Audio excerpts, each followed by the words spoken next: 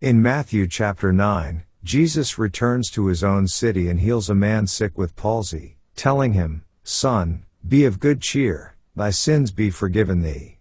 Some scribes accuse him of blasphemy, but Jesus proves his divine authority by healing the man, demonstrating that the Son of Man has power on earth to forgive sins.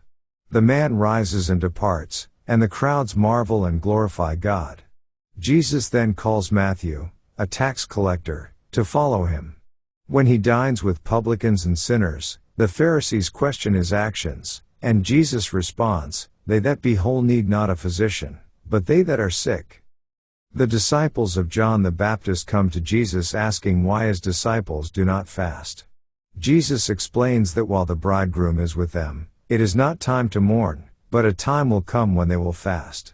He uses parables of old garments and wine skins to illustrate the incompatibility of old religious forms with the new life he brings. As he speaks, a ruler pleads for Jesus to raise his dead daughter. On the way to the ruler's house, a woman with an issue of blood touches the hem of his garment in faith and is healed instantly. Jesus acknowledges her faith and says she is made whole. Jesus continues to the ruler's house and raises the girl from the dead, telling the mourner she is only sleeping. News of this miracle spreads widely. As he departs, two blind men follow, calling him the Son of David, and Jesus heals them according to their faith.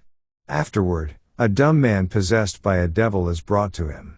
Jesus casts out the devil, and the man speaks.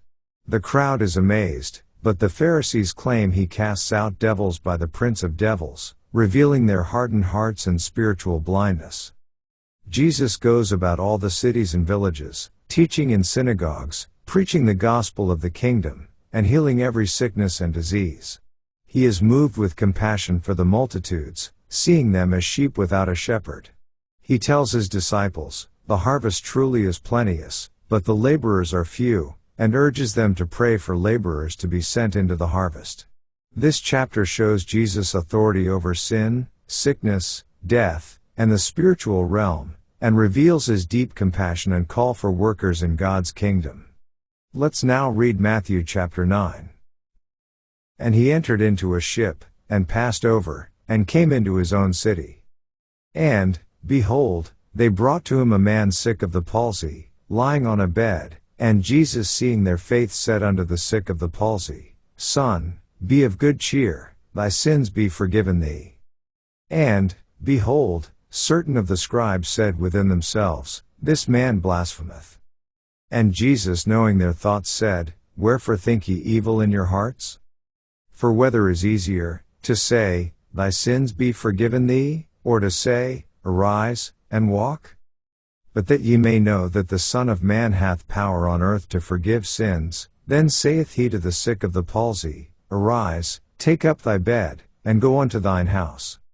And he arose, and departed to his house. But when the multitude saw it, they marveled, and glorified God, which had given such power unto men. And as Jesus passed forth from thence, he saw a man, named Matthew, sitting at the receipt of custom, and he saith unto him, Follow me. And he arose, and followed him.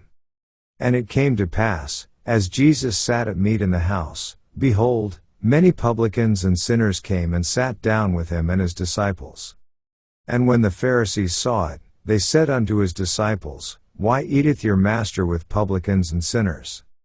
But when Jesus heard that, he said unto them, They that be whole need not a physician, but they that are sick. But go ye and learn what that meaneth, I will have mercy, and not sacrifice, for I am not come to call the righteous, but sinners to repentance. Then came to him the disciples of John, saying, Why do we and the Pharisees fast oft, but thy disciples fast not? And Jesus said unto them, Can the children of the bride chamber mourn, as long as the bridegroom is with them? But the days will come, when the bridegroom shall be taken from them, and then shall they fast. No man putteth a piece of new cloth unto an old garment, for that which is put in to fill it up taketh from the garment, and the rent is made worse. Neither do men put new wine into old bottles, else the bottles break, and the wine runneth out, and the bottles perish, but they put new wine into new bottles, and both are preserved. While he spake these things unto them, behold, there came a certain ruler, and worshipped him, saying, My daughter is even now dead, but come and lay thy hand upon her, and she shall live.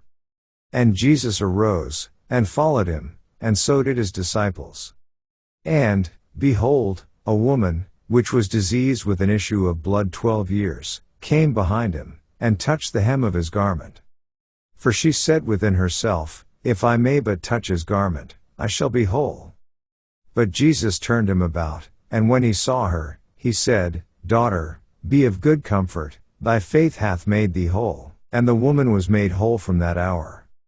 And when Jesus came into the ruler's house, and saw the minstrels and the people making a noise, he said unto them, Give place, for the maid is not dead, but sleepeth. And they laughed him to scorn. But when the people were put forth, he went in, and took her by the hand, and the maid arose. And the fame hereof went abroad into all that land.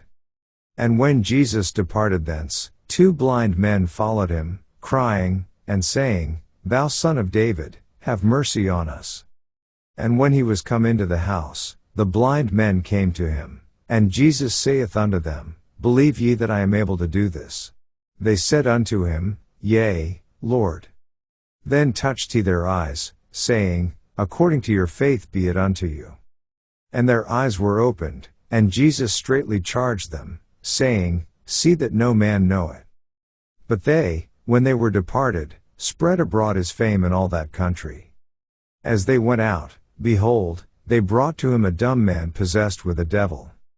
And when the devil was cast out, the dumb spake, and the multitudes marveled, saying, It was never so seen in Israel. But the Pharisees said, He casteth out devils through the prince of the devils. And Jesus went about all the cities and villages, teaching in their synagogues, and preaching the gospel of the kingdom, and healing every sickness and every disease among the people. But when he saw the multitudes, he was moved with compassion on them, because they fainted, and were scattered abroad, as sheep having no shepherd. Then saith he unto his disciples, The harvest truly is plenteous, but the laborers are few. Pray ye therefore the Lord of the harvest, that he will send forth laborers into his harvest. This ends our reading of Matthew chapter 9.